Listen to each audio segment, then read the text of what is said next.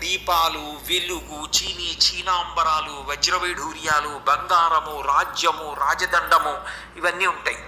అందుకని వరవీణ మృదుపాణి, లక్ష్మీదేవి వీణ పట్టుకున్న మూర్తులు ఉంటాయి.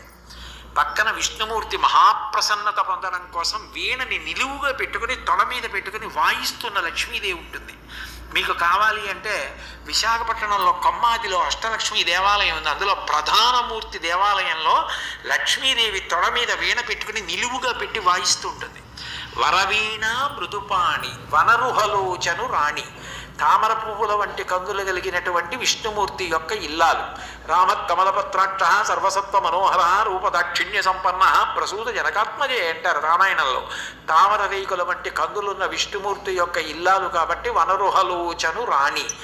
సురుచిరబంబర వేణి, సువాసన కలిగినటువంటి శిరోజములు, నల్లని నల్ల కలువల తండం లాంటి జుత్తు కలిగినటువంటి అమ్మ లక్ష్మీదేవి కాబట్టి సురుచిరబంబర వేణి, సురనుత కళ్యాణి. దేవతలు కూడా ఆవిడ్ని స్తోత్రం చేస్తూ ఉంటారు.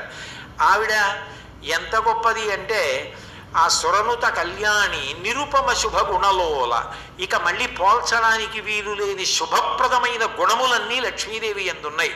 లక్ష్మీదేవి ఎక్కడుంటుందో అక్కడ దీపాలు, వెలుగు, చీనాంబరాలు, వజ్రవైఢూర్యాలు, బంగారము, రాజ్యము, రాజదండము ఇవన్నీ ఉంటాయి. అందుకని వరవీణ మృదుపాణి, లక్ష్మీదేవి వీణ పట్టుకున్న మూర్తులు ఉంటాయి.